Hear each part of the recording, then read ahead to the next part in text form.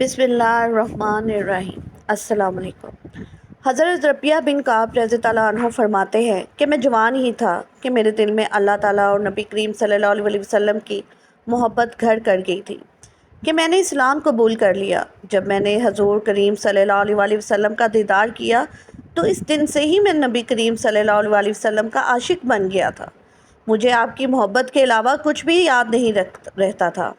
ایک دن میں تنہائی کے عالم میں بیٹھا ہوا تھا کہ میں نے سوچا اپنے آپ کو نبی کریم کی خدمت میں پیش کرنا ہی بہتر ہے۔ اگر انہوں نے تجھے قبول کر لیا تو تیری قسمت ہی بدل جائے گی، تیری دنیا اور آخرت ہی تبدیل ہو جائے گی، تجھے دنیا اور آخرت میں اعلیٰ مقام حاصل ہو جائے گا۔ ایک دن مجھے اللہ تعالیٰ کے رسول کی محبت نے بہت ہی تڑپا کر رکھ دیا تھا کہ میں آپ صلی اللہ علیہ وسلم کی خدمت میں پیش ہو کر عرض کرنے لگا، یا رسول صلی اللہ علیہ وسلم، مجھے اپنی خدمت میں رکھ کر میری زندگی بدل دیجیے گا۔ یہ بات سن کر آپ کے چہرے مبارک پر مسکراہٹ آ گئی اور مجھے اپنی خدمت کرنے کا موقع دے دیا۔ میں آپ کی زبان مبارکہ سے یہ الفاظ سن کر بہت ہی خوش ہوا۔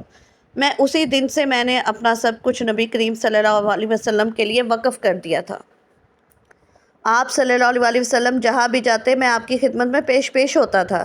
میں نبی کریم صلی اللہ علیہ وسلم کا ہر حکم کو قبول کرتے ہوئے اس کو پورا کرتا تھا۔ میں ہر وقت آپ کے ساتھ نرمی اور ادب و احترام کے ساتھ پیش آتا تھا۔ میرا سارا دن آپ کی خدمت میں ہی گزر جاتا تھا۔ جب آپ صلی اللہ علیہ وسلم عشاء کی نماز پڑھنے کے بعد اپنے گھر چلے جاتے تھے، میں حضور کریم صلی اللہ علیہ وسلم کے حجرے کے دروازے پر بیٹھ جایا کرتا تھا کہ ایسا نہ ہو کہ آپ کو رات کے وقت کوئی کام پڑ جائے تو حضور کریم صلی اللہ علیہ وسلم کو خود کرنا پڑے۔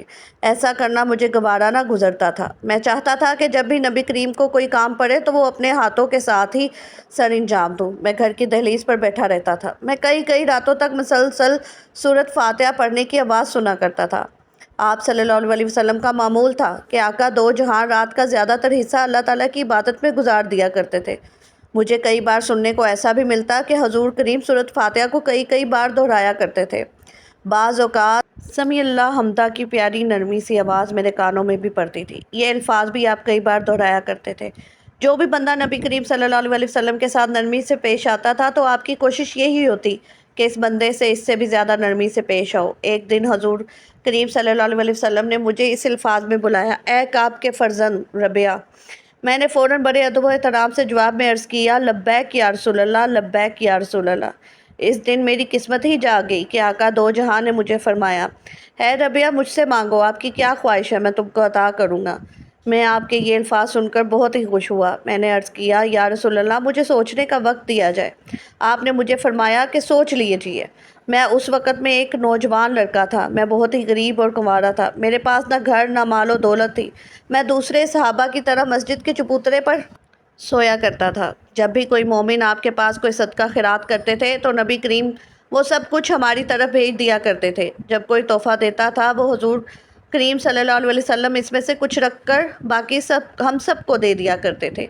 جب مجھے سوچنے کا وقت دیا گیا تو فوراً میرے دل میں یہ خیال آیا کہ آقا دو جہاں سے کہوں، اے اللہ تعالیٰ کے نبی، اللہ تعالیٰ سے دعا فرما دیجیے کہ مجھے بے شمار مال و دولت اور دنیا کی سب سے پیاری بیوی سے نواز دے۔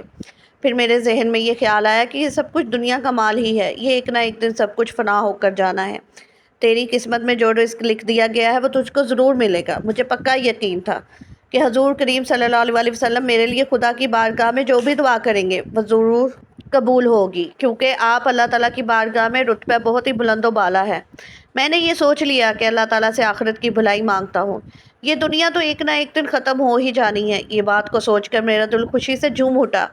میں نے سوچا رسول اللہ سے آخرت کی بھلائی ہی طلب کرتا ہوں۔ اس کے بعد میں نبی کریم صلی اللہ علیہ وسلم کی بارگاہ میں پیش ہوا۔ رسول اللہ مجھے دیکھ کر بہت ہی خوش ہوئے اور مجھ سے فرمانے لگے، ربیہ کیا فیصلہ کر کے آئے ہو؟ میں نے بڑے ادب و احترام سے عرض کیا، یا رسول اللہ میری یہ خواہش ہے کہ اللہ تعالیٰ مجھے جنت میں آپ کا دوست بنا دے۔ میری زبان سے یہ الفاظ سن کر رسول کریم صلی اللہ علیہ وسلم بہت ہی خوش ہوتے ہوئے کہنے لگے، اے ربیہ تمہارے دل میں یہ خیال کیسے آیا؟ میں نے ادب و احترام سے عرض کی، یا رسول اللہ جب آپ نے مجھے فرمایا تھا کہ مانگو، مجھ سے کیا مانگنا چاہتے ہو؟ یا رسول اللہ میرے ذہن میں پہلے تو یہ خیال آیا کہ میں غریب ہونے کے ساتھ ساتھ کنوارا بھی ہوں، میں آپ سے دنیا کے مال و دولت کی طلب رکھوں، ایک پیاری بیوی مانگوں۔ پھر فوراً میرے دل میں یہ خیال آیا کہ یہ سب کچھ ایک نہ ایک دن ختم ہو جانا ہے، یہ دنیا کا مال دنیا میں ہی رہ جانا ہے۔ آخرت میں میرے کام جو چیز آئے گی وہ اللہ تعالیٰ اور اس کے پیغمبر کی محبت ہے، اس لیے میں نے دنیا کے مال و دولت سے منہ پھیر کر آخرت کو سنوارنے کا سوچا۔ میری بات سن آقا دو جہاں کچھ دیر تک چپ رہے، پھر مجھ سے فرمایا کہ اس کے علاوہ بھی تو مجھ سے کچھ مانگنا چاہتا ہے۔ میں نے فوراً جواب دیا، یا رسول اللہ، مجھے اس دن سے بڑھ کر کچھ نہیں چاہیے، میرے یہی کافی ہے کہ اللہ تعالیٰ آخرت کے مجھے آپ کی رفاقت عطا کر دے، میں اسی چیز کو زیادہ ترجیح دوں گا۔ حضور کریم صلی اللہ علیہ وسلم نے مجھ سے فرمایا کہ اگر جنت میں میری دوستی چاہتے ہو، میری رفاقت چاہتے ہو تو اللہ تعالیٰ کی عبادت میں زیادہ سے زیادہ مصروف ہو جاؤ۔ بس ایک ہی سب سے بہترین رستہ ہے جو جنت میں آپ کو میری رفاقت میسر کرے گا، وہ اللہ تعالیٰ کی عبادت ہے۔ اس دن کے بعد میں ہر وقت اللہ تعالیٰ کی عبادت پہ زیادہ سے زیادہ مصروف رہنے لگا۔ ایک دن اللہ تعالیٰ کے نبی نے مجھ سے مخاطب ہو کر کہا، اے ربیہ، کیا تمہارا شادی کرنے کا کوئی ارادہ نہیں ہے؟ میں نے جواب دیا، یا رسول اللہ، میں نہیں چاہتا کہ دنیا کی کوئی بھی محبت مجھے آپ کی محبت میں رکاوٹ پیدا کرے۔ اس کے علاوہ میں غریب بھی ہوں، مجھ سے بیوی کے اخراجات کس طرح پورے ہوں گے؟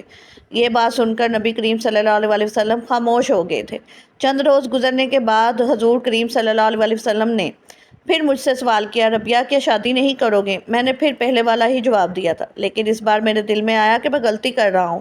مجھے یہ جواب دینا چاہیے کہ اللہ تعالیٰ اور اللہ تعالیٰ کے رسول بہتر جانتے ہیں۔ یہ جواب دینے کی میری اوقات ہی کیا ہے؟ میرے سب حالات کے بارے میں نبی کریم بہت ہی بہتر جانتے ہیں۔ اگر حضور مجھ سے بار بار پوچھ رہے ہیں کہ اس میں ضرور میرے لیے کوئی نہ کوئی بھلائی ہی ہوگی، میں نے فیصلہ کر لیا کہ اگر آپ مجھ سے یہ سوال کریں گے، میرا ایک ہی جواب ہوگا کہ آپ بہتر جانتے ہیں، آپ کی جو مرضی ہوگی میں اس پر ہی راضی ہو جاؤں گا۔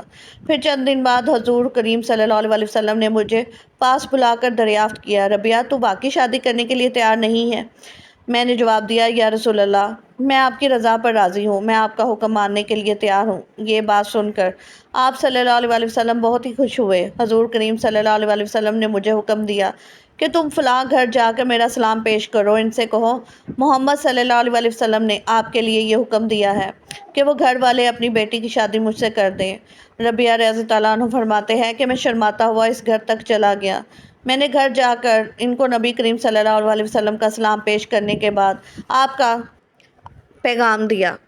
میں ان لوگوں کی باتیں سن کر حیران ہو گیا تھا۔ جب میں نے نبی کریم کا پیغام ان کو دیا تو انہوں نے کہا، ہم نبی کریم صلی اللہ علیہ وسلم کے ہر حکم کی تعمیل کرنے کے لیے تیار ہیں، ہم آپ رضی اللہ عنہ کو اپنا داماد بنانے کے لیے تیار ہیں۔ انہوں نے اپنی بیٹی کا نکاح میرے ساتھ پڑھا دیا تھا۔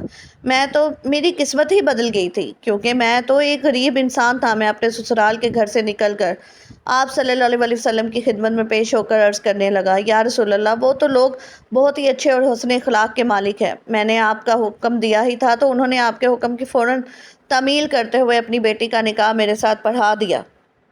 میری بات سنتے آپ نے مسکراتے ہوئے بنو اسلم کے سردار بریدہ کو حکم دیا کہ ربیہ کو کچھ سونا دو۔ بریدہ نے اسی وقت آپ صلی اللہ علیہ وسلم کے حکم کو مانتے ہوئے ربیہ کو سونے کی ڈلی تحفے میں دے دی تھی۔